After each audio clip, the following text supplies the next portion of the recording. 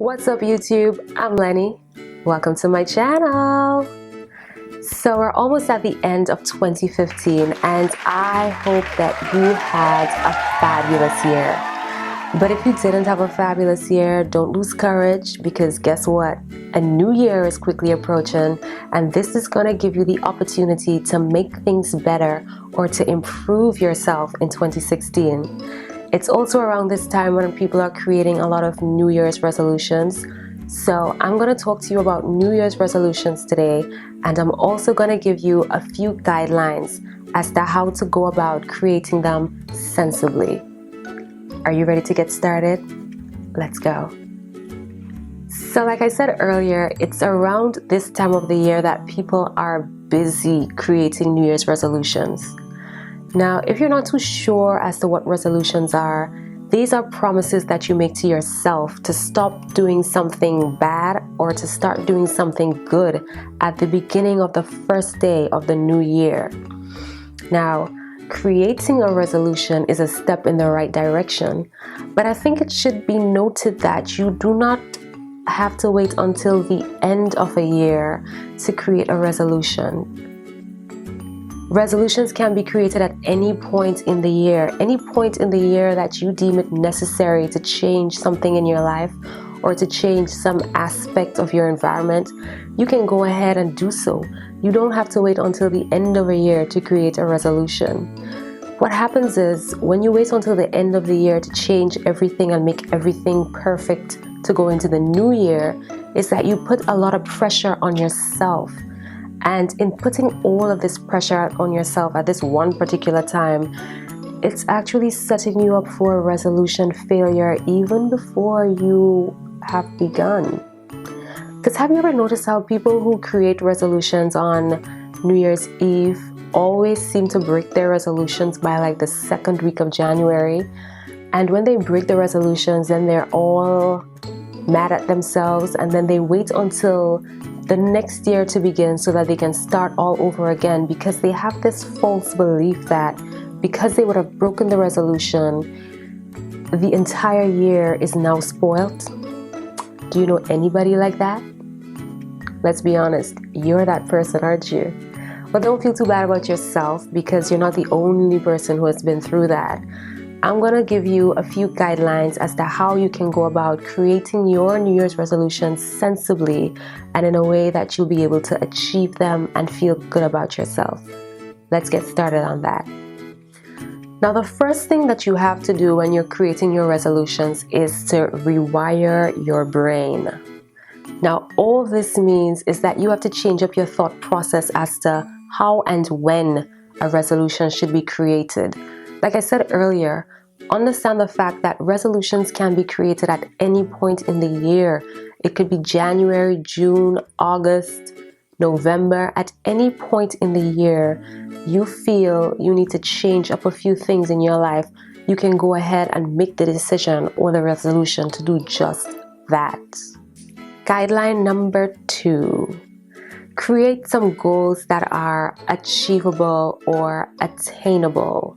So all this means is that you should not start off with something that is too big or too great. Start off with something so small that even you can't say no to it. So for example, if you decide that you want to work out this year and that you want to do push-ups every day, instead of making a resolution by saying, I'm going to do 100 push-ups every day for the next 3 months straight. Instead of saying that, how about saying, I'm going to do 2 to 5 push-ups a day. And when I get comfortable with that 2 to 5 push-ups, then I'm going to change it up to 10. And when I get comfortable with doing 10, then I'm going to bring it up to 15 and then to 20 and 25, then 30 and so on. Now, this is a much more achievable goal than to start off with a number as large as 100. And then when you can't do it, you start feeling defeated, right? Now, there are some people in the world who can go cold turkey on things. They can decide, I'm going to do this. And then they never look back and they're able to do their stuff and accomplish it. And then there are other people who struggle at things and they take a while to break certain habits and they also take a while to create certain habits. If you're one of those people, just take your time. Your resolutions are all about you, all about your self-improvement. Take your time and create some achievable, attainable goals. Start with something really small, and then you're going to build it from there. Now, the third guideline is do not try to change everything all at once. So all this means is that you should prioritize the things that you want to do, rank them in order of importance, and then pick one thing at a time and do that one thing well. And when that one thing has become a routine or a habit for you, then you move on to something else. Yeah? Guideline number 4. Make some flexible or some bendable goals. Do not go into your resolutions with an all or nothing attitude. So for example, if you decide that you're like a little bit heavy and you want to lose weight this year, and you decide you're going to visit the gym and work out every day, and let's say you come down with a bad cold or flu and you would have missed a week at the gym. Now don't start feeling defeated because you missed an entire week. Instead, when you feel better or when you would have recovered, just resume from where you've started off. Remember that life happens and life is full of a lot of twists and turns, and sometimes you have to bend with those twists and turns. So take your time, get back on that resolution wagon, and ensure that you achieve your goal. Guideline number 5. Create an environment that is conducive or that supports your New Year resolution. So let's say, for example, your resolution is to stop drinking because you're an alcoholic. Then don't go hanging around all the rum shops or all the bars or at clubs where you know alcohol will be passing by freely. But instead, choose to hang out with people who don't drink, and choose to go places where you know alcohol is not being served. Avoid the temptation until you are strong enough to be in the presence of the temptation and not even take it on. Yeah? Guideline number 6. Keep track of your progress. Now you have to know if you're winning or if you're losing at this thing. You can't just be going about doing your thing helter-skelter. Get a little notebook and take notes on how you're progressing, or if it is that you can do the notes on your phone, then you do that, because there are a lot of tech-savvy persons out there. So whichever way, whichever method you decide to keep track of your progress, ensure that you do so. Even if it is that you have to call somebody and say, hey, make sure and check up on me every so often and ensure that I'm going to the gym. Make sure that you keep track of your progress.